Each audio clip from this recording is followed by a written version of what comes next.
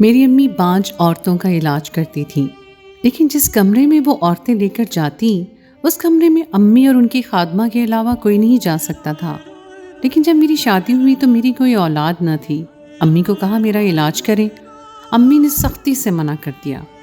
پھر ایک دن خادمہ کو کہا کہ میری مدد کرو۔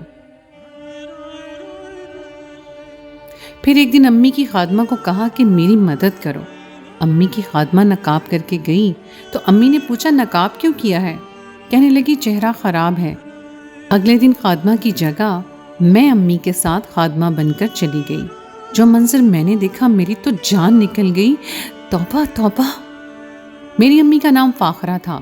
وہ اپنے دور کی سب سے زیادہ پڑھی لکھی خاتون تھی اور گاؤں کی پہلی ایسی لڑکی جو کہ ڈاکٹر بن رہی تھی، لیکن اس کی تعلیم پوری نہ ہو سکی کیونکہ ان کے والد صاحب اس دنیا سے چلے گئے۔ اس کے بعد میری امی نیم حکیم بن گئی اور وہ عورتوں کا علاج کرنے لگی۔ اسی طرح ان کی شادی میرے والد صاحب سے ہو گئی اور میں اس دنیا میں آ گئی، اور اب میری عمر بھی شادی کی ہو چکی تھی۔ میری امی گھر میں ہی عورتوں کا علاج کرتی تھی، اور جس عورت کا بھی علاج کرتی اس کے ہاں اولاد ضرور ہوتی تھی۔ بڑی پروقار اور پڑھی لکھی خاتون تھی، لیکن ایک بات بہت عجیب تھی کہ انہوں نے ایک خاص قسم کا کمرہ بنا رکھا تھا جہاں پر وہ عورتوں کا علاج کیا کرتی تھیں، اور میری عمر 17 سال ہو گئی تھی لیکن آج تک میں نے وہ کمرہ نہیں دیکھا تھا۔ تو وہاں پر صرف میری امی اور ان کی خادمہ بلقیس بی بی ہی جا سکتی تھی۔ اس کی عمر بھی میری امی جتنی ہی تھی۔ وہ میری امی کی دکھ سکھ کی ساتھی تھی۔ میری امی شادی سے پہلے اسے جانتی تھیں اور وہ دونوں ایک دوسرے کی بہت پکی سہیلیاں بن چکی تھیں۔ لیکن ایک بات بڑی عجیب تھی کہ اکثر ان کے کمرے میں سے چیخنے چلانے کی آوازیں آتی تھیں، ایسی آوازیں کہ جیسے عورت بچہ پیدا کر رہی ہے، لیکن یہاں پر تو بچہ پیدا نہیں ہوتا تھا۔ پھر اندر سے چیخنے چلانے کی آوازیں کیوں آتی تھیں؟ میرا تو بچپن کا تجسس تھا، لیکن امی کبھی بھی مجھے اندر لے کر نہیں گئی اور میرے بابا کو بھی نہیں جانے دیتی تھی۔ میرے بابا کا منہ تو انہوں نے نوٹوں سے بند کر رکھا تھا کیونکہ ہمارے گھر میں بہت زیادہ پیسے آتے تھے۔ امی کا ایک مریض ان کو ہزاروں روپے دے کے جاتا، اور جب اس کو پتہ چلتا کہ ان کا مسئلہ حل ہو گیا ہے تو پھر تو وہ مٹھائی، کپڑے سب کچھ لے کر آتے تھے۔ ہمارے گھر میں تو ہر ہفتے ہی اس طرح کی چیزیں آتی رہتی تھیں۔ مٹھائی کھا کر میرا وزن بھی بڑھ گیا تھا۔ بابا نے کہا کہ اس کی شادی کرو، یہ تو اتنی بھاری ہوتی جا رہی ہے کہ کوئی بھی اس کو بیاہ کر نہیں لے جائے گا۔ بابا نے یہ بات مذاق میں کی تھی۔ مجھے بھی شادی کا بہت شوق تھا۔ میں نے کہا کہ اچھی بات ہے، میری شادی کروا دیں۔ بس میرا دماغ میری شادی میں لگ گیا۔ امی نے کوئی اچھا سا رشتہ دیکھ کر میری شادی کروا دی۔ میرا شوہر اچھا تو تھا، لیکن میرے والدین کے بارے میں ہمیشہ مذاق کیا کرتا تھا۔ خیر زندگی گزر رہی تھی، کبھی کبھی گھر آتی تھی، گھر والوں سے ملاقات ہو جاتی، خادمہ کے ساتھ بات ہو جاتی۔ خادمہ نے بھی ساری زندگی امی کے ساتھ گزار دی تھی۔ اپنی 4 بیٹیوں کی شادیاں بھی اس نے اسی نوکری سے کی تھیں اور گھر بھی بنا لیا تھا۔ ایسے میں پتہ نہیں کون سا علاج کرتی تھی میری امی۔ ایک دن میں گھر آئی تو گھر میں ایک بہت بڑی مشین لائی گئی تھی جو کہ بہت زیادہ مہنگی لگ رہی تھی اور امی کے کمرے کے باہر پڑی تھی کیونکہ اس کو اندر لے جانے کے لیے مزدوروں کی ضرورت تھی۔ میں نے امی سے پوچھا کہ یہ کیا ہے؟ تو امی نے کہا کہ یہ ایک میڈیکل کی بڑی جدید مشین ہے۔ میں نے کہا کہ آپ اس مشین کا کیا کریں گی؟ آپ تو علاج کرتی ہیں نا، آپریشن تو نہیں کرتی ہیں۔ لیکن امی نے کہا کہ یہ مشین میرے لیے بہت ضروری ہے اور ہمارا کام 2 گنا ہو جائے گا۔ میں نے کہا کہ اتنے پیسے کما کر کیا کرنے ہیں آپ نے؟ بس کریں، آرام بھی کیا کریں۔ امی کہنے لگی کہ پیسوں کے بغیر کیا زندگی ہے، پیسہ تو ایسی چیز ہے جس کی ہر روز ضرورت ہوتی ہے۔ میرے سسرال میں میری نند کی کوئی جٹھانی تھی جس کے ہاں اولاد نہیں ہو رہی تھی۔ اس کے بارے میں مجھے پتہ چلا تو میں نے کہا کہ میری امی تو سارے جہان کا علاج کرتی پھرتی ہیں، آپ کا بھی علاج کر دیں گی۔ علاج ہوتا تو بہت مہنگا ہے۔ انہوں نے کہا کہ ہم سے تو پیسے نہ لیں، ہم تو ان کے رشتہ دار ہیں، جبکہ وہ ہمارے رشتہ دار تو نہیں لگتے تھے، وہ تو میری نند کی جٹھانی تھی۔ لیکن میری ساس نے کہا کہ امی کو کہنا کہ ان کا علاج مفت میں کر دے کیونکہ بیٹی کے سسرال کا معاملہ ہے۔ اور اب معاملہ میرے سسرال کا بھی بن گیا تھا کہ میری ساس نے مجھے پہلی دفعہ کوئی بات کہی تھی۔ میں نے امی کو کہا تو امی نے کہا کہ پاگل ہو گئی ہے، اتنے زیادہ پیسے لگتے ہیں۔ میں نے کہا کہ کس بات کے پیسے لگتے ہیں، دوائی تو دینی ہوتی ہے، چپ کر کے دے دو، اب میری عزت کا سوال ہے۔ تو امی نے ایک عجیب بات کہی، انہوں نے کہا کہ اس طرح سے بھی تیری عزت خراب ہو سکتی ہے۔ میں نے کہا کہ کیا مطلب؟ کیوں خراب ہو جائے گی میری عزت؟ امی نے کہا کہ اگر اس کا علاج کیا پھر بھی کوئی فائدہ نہیں ہوا تو میں نے کہا کہ آپ اس کا بھی علاج کرتے ہیں. تو میں نے کہا کہ آپ جس کا بھی علاج کرتی ہیں ان کو فائدہ ضرور ہوتا ہے، تو کیوں نہیں ہوگا فائدہ؟ کروا دے نا. آج بڑی مشکل سے میں نے امی کو منایا. میرے بابا نے بھی کہا کہ بیٹی کے سسرال کا معاملہ ہے. میری ماں نے مجھے ڈانٹا اور یہ بھی کہا کہ آئندہ اس طرح کا پنگا نہ لینا. اگر تم میرے پاس اپنے مریض لے کر آتی رہیں میں بالکل بھی علاج نہیں کروں گی. بابا نے کہا تو میری ماں مان گئی. میں نے بابا سے کہا کہ ان کو تو میری کوئی پرواہ ہی نہیں ہے. تو بابا نے کہا کہ دن رات لوگوں کا علاج کر کے پاگل ہو گئی ہے، ہر وقت تو اس کمرے میں گھسی رہتی ہے. میں نے کہا کہ آپ کبھی اس کمرے میں گئے ہیں؟ تو کہنے لگے کہ جب وہ کمرہ بنوا رہی تھی تب میں وہاں گیا تھا، اس کے بعد سے تو نہیں گیا. کچھ بھی نہیں ہے بیٹا وہاں پر، وہی ڈاکٹری کا سامان رکھا ہوا ہے. اس نے ایک بیڈ ہے، ایک ٹیبل ہے اور 2-4 الماریاں ہیں. لیکن اگر ایسا ہی تھا تو پھر میری ماں وہاں کسی کو جانے کیوں نہیں دیتی تھی؟ خیر میری جٹھانی کا علاج شروع ہو گیا اور میں نے اسے پوچھا کہ کہاں پر بٹھایا تھا آپ کو؟ تو اس نے کہا کہ گھر کے ڈرائنگ روم میں بٹھایا تھا. میں نے کہا کہ آپ کو کمرے میں نہیں لے کر گئے تھے؟ کہنے لگی کہ نہیں مجھے تو کسی کمرے میں نہیں لے کر گئی. 2-4 ٹیسٹ کروائے اور پھر علاج شروع ہو گیا. دوائیاں لکھ کر دی ہیں، کہتی ہیں کہ اگر قسمت میں ہوا تو ہو جائے گا، ورنہ تو کوئی شرطیہ علاج نہیں ہے. میں حیران ہوئی کہ امی دنیا والوں کو تو یہی کہتی ہیں کہ شرطیہ علاج ہے، بچہ ہوگا، نہیں ہو ایسا ہو ہی نہیں سکتا. کہ بچہ ہوتا تھا تبھی تو لوگ لاکھوں روپے دے کے جاتے تھے. اب امی کو پیسے نہیں مل رہے تھے تو اس کا مطلب یہ تھا کہ وہ دل سے علاج نہیں کر رہی. میری امی تو بڑی لالچی ہو گئی تھیں. خیر میں نے سوچا کہ دیکھی جائے گی، ہو سکتا ہے کہ اس کے ہاں اولاد ہو ہی جائے. میری امی نے نند کی جٹھانی کا علاج کیا لیکن اس کو کوئی بھی فائدہ نہ ہوا. انہوں نے کہا ایسے ہی اپنی ماں کی تعریفیں کر رہی تھی کہ کوئی بھی فائدہ نہیں ہوا ہے. لیکن وہ عورت خود اچھی تھی، اس نے کہا کہ جب اللہ نے دینا ہوگا دے دے گا. آج کل تو یہی حالات ہیں، 1 مہینہ بھی اولاد نہ ہو تو لوگ باتیں شروع کر دیتے ہیں. میں بھی پریشان ہونے لگی کیونکہ میری شادی کو بھی 7 مہینے ہو چکے تھے اور انہوں نے کہا کہ تمہاری تو اپنی امی ہیں، تم ان سے بھی تو علاج کروا سکتی ہو اور مشورہ بھی لے سکتی ہو. اس نے مجھے کہا کہ دیر نہ کرنا، کہیں تمہارا میرے والا حال نہ ہو جائے، کیونکہ پھر یہ لوگ کسی کو بھی معاف نہیں کرتے. میں تو اسی خاندان کی تھی پھر بھی میرے پیچھے اتنی ساری باتیں کرتے تھے. تبھی تو پرائے خاندان سے لائے ہیں تمہیں، تمہارے ساتھ تو پتہ نہیں کیا کریں گے. میں تو بہت زیادہ پریشان ہو گئی کیونکہ ابھی تو قدرتی دیر ہو رہی تھی. ایک دن میری ساس بھی بات کری تھی، اس نے کہا آج کل تو ہر دوسرے بندے کا یہی مسئلہ ہے، ابھی تک تو اس گھر میں خوشخبریاں آ جانی چاہیے تھیں لیکن آئی ہی نہیں ہے. اللہ خیر کرے، لبنہ نے تو 4 سال علاج کروایا پھر بھی کچھ نہیں ہوا. ابھی تو صرف 7 مہینے ہی ہوئے ہیں، دیکھتے ہیں کیا ہوتا ہے. میں ان سب کی باتوں اور حرکتوں سے بہت زیادہ پریشان ہو گئی تھی. میں اپنے شوہر کو بتائے بنا، اپنی امی کو بتائے بنا میں ڈاکٹر کے پاس چلی گئی اور چیک اپ کروایا. ڈاکٹر نے میرے 2-4 ٹیسٹ کیے اور کہا 2 دن میں آپ کو رزلٹ ملے گا. میں نے کہا کہ رزلٹ لینے نہیں آ سکتی، آپ پلیز مجھے فون پر ہی بتا دیجیے گا. انہوں نے کہا ٹھیک ہے، میرا نمبر لے لیا. انہوں نے کہا کہ ٹھیک ہے، میرا نمبر لے لیا. ڈاکٹر بہت اچھی تھی، سمجھ گئی کہ میں بار بار چوری چوری گھر سے نہیں نکل سکتی تھی. یہ 2 دن میں نے کیسے گزارے میں جانتی ہوں. 2 دن کے بعد ڈاکٹر کی کال آئی، اس نے رزلٹ بتایا. اس نے کہا کہ بیٹا آپ کے ساتھ بھی مسئلہ ہے اور اس مسئلے کے مطابق آپ کبھی ماں نہیں بن سکتی ہیں.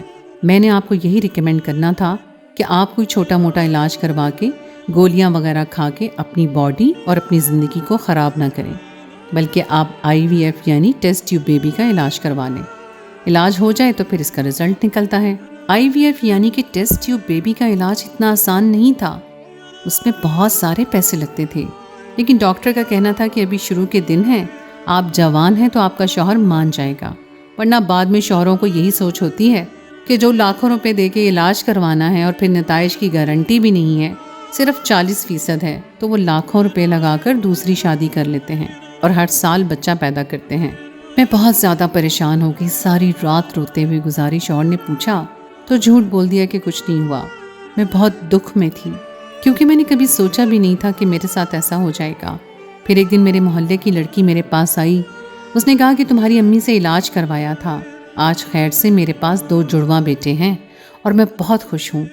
مبارکباد دی میں نے اس کو. وہ میری امی کی تعریف کرتی رہی اور کہتی رہی کہ اللہ نے ان کے ہاتھ میں شفا دی ہے، جس کا بھی علاج کرتی ہیں اس کو شفا مل جاتی ہے.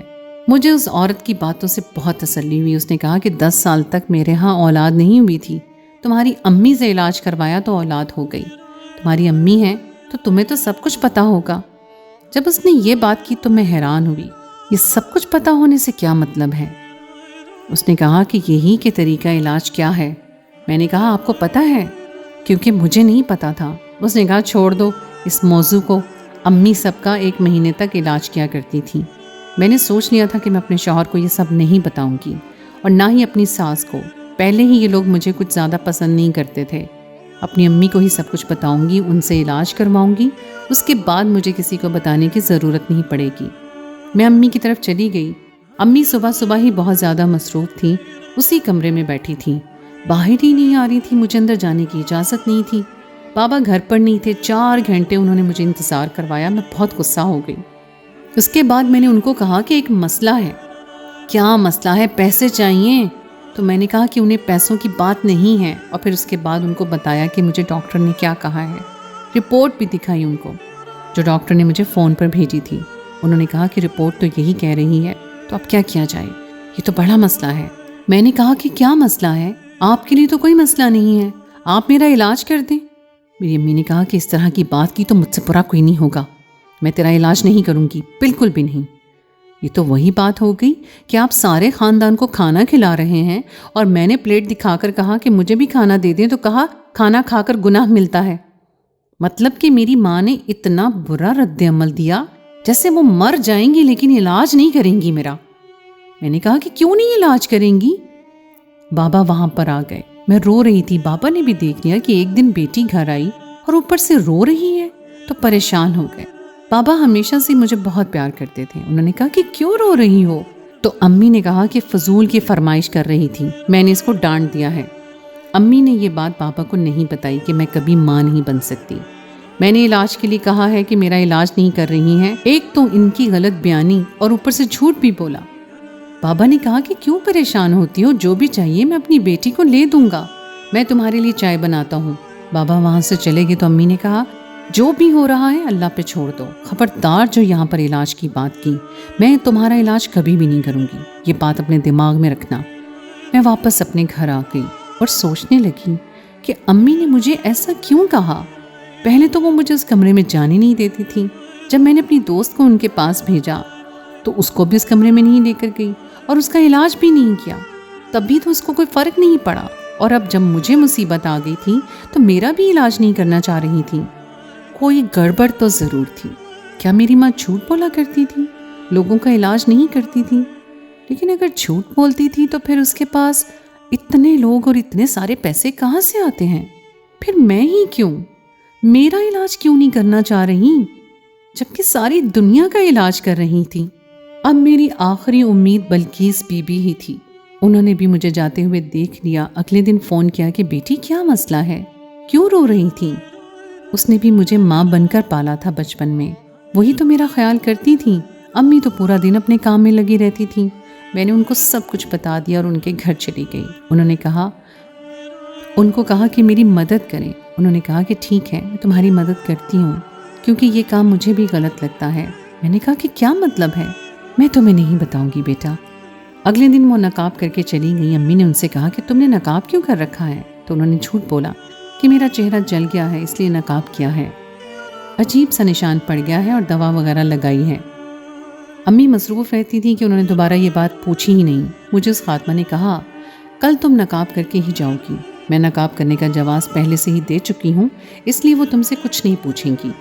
میں نے کہا کہ مجھے بہت ڈر لگ رہا ہے، لیکن اس نے مجھے سب کچھ بتایا کہ تم نے ایسے کرنا ہے اور جا کر کھڑے ہو جانا ہے، کوئی سوال پوچھے تو آگے سے ہوں ہاں میں جواب دینا۔ کل کوئی ایسا کام بھی نہیں ہے، ایک ہی مریض ہے، اس کی اپوائنٹمنٹ ہے، تمہیں خود ہی سب کچھ پتہ چل جائے گا۔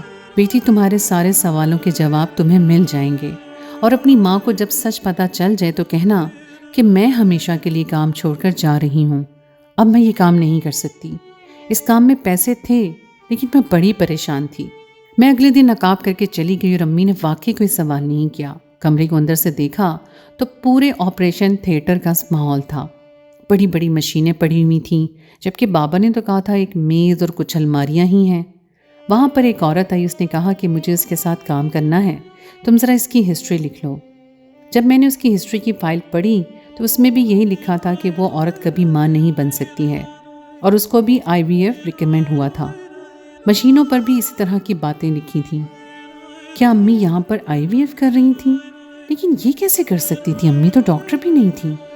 अम्मी ने उस औरत से कहा कि तुम अपनी मर्जी से ये सब कुछ करवा रही हो। उसने कहा कि अब मैं बांझपन के ताने नहीं सुन सकती। मैं जानती हूँ कि ये बच्चा मेरे शौहर का नहीं, किसी और शख्स का है, लेकिन आप इसको मेरे अंदर डाल दें, क्योंकि जब मैं माँ बन जाऊँगी और बच्चे हो जाएंगे तो सब यही समझेंगे कि मेरे शौहर का ही बच्चा है। मैं बांझपन के ताने सुनकर पागल हो गई हूँ। मैंने अपने मुंह पर हाथ रख लिया। इसका मतलब कि अम्मी औरतों के साथ IVF कर रही थी, यानी कि टेस्ट ट्यूब पे भी। लेकिन वो बच्चे उनके शौहरों के नहीं, एक ही शख्स के थे। तभी अम्मी ने इतनी महंगी महंगी मशीनें भी मंगवाई थीं। और हैरानगी की बात ये थी कि औरतें खुद इस अमल के लिए राजी थीं। ये छोटा सा गांव था, यहाँ पर लोगों को इतनी अकल कहाँ थी? इसीलिए वो शायद मान गई होंगी, या फिर बांझपन के ताने सुनकर औरत पर यह माशरा इतना दबाव डालता है कि वो ये काम करने के लिए तैयार हो जाती हैं। जब वो औरत चली गई तो मैंने अपने चेहरे से नकाब हटा दिया और मेरी अम्मी हैरान और परेशान रह गई। इसलिए मेरी अम्मी मेरा इलाज नहीं करना चाह रही थी, क्योंकि वो चाहती नहीं थी कि मैं अपने शौहर के अलावा किसी ऐसे शख्स के बच्चे की माँ बनूं जिसको मैं जानती तक नहीं। जो अम्मी कर रही थी वो गलत था। मैंने उनको बहुत बातें सुनाई। मैंने कहा कि आप बहुत गलत कर रही हैं, आप ये क्या कर रही हैं? आप लोगों की ज़िंदगी को एक धोखे की नज़र कर रही हैं। वो सारी ज़िंदगी धोखे में रहेंगे। तो अम्मी ने कहा कि मैं जो कर रही हूँ मैं इसको गलत नहीं समझती, क्योंकि ये बच्चे हैं और इन बच्चों को इस दुनिया में आने का हक है। मेरे इस गलत काम से अगर किसी औरत की ज़िंदगी में खुशियाँ आ जाती हैं, लोग उसे बांझ कहना छोड़ देते हैं, तो इससे भी अच्छी बात क्या हो सकती है? लोग आज भी टेस्ट ट्यूब बेबी के खिलाफ हैं, क्योंकि उनको लगता है कि ये पराया हमल होता है। हाँ, ये पराया हमल होता नहीं है, लेकिन मैं पराया हमल दे रही हूँ। लोगों को कहूँ कि मेरे पास और कोई हल नहीं है। मैं औरतों की कोख में जो बच्चे डाल रही हूँ वो उनके शौहरों के नहीं हैं, लेकिन वो बच्चे हैं। वो एक जान है जो इस दुनिया में आना चाहती है। और मैं ये काम उन औरतों से छुप के नहीं कर रही हूँ। उनको सब कुछ पता होता है।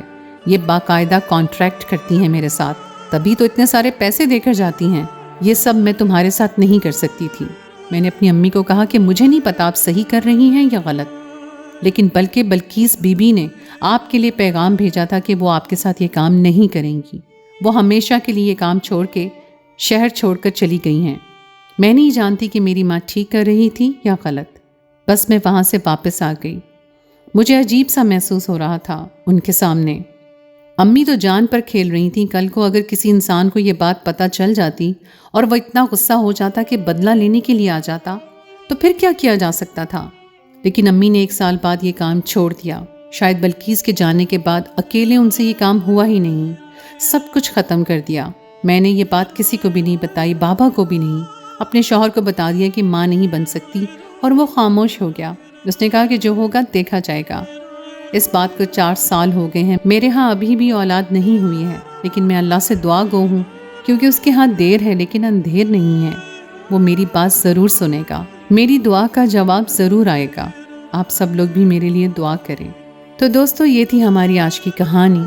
उम्मीद है आपको आज की कहानी अच्छी लगी होगी। कहानी अच्छी लगे तो इसे लाइक ज़रूर कीजिए, अपने दोस्तों के साथ शेयर कीजिए, और अगर आपने अभी तक मेरे चैनल मेरी आवाज़ को सब्सक्राइब नहीं किया तो इसे सब्सक्राइब कर लीजिए, और साथ ही लगे बेल के बटन को भी प्रेस कर दीजिए, ताकि आपको हमारी आइंदा आने वाली स्टोरी का नोटिफिकेशन फ़ौरन मिल जाए।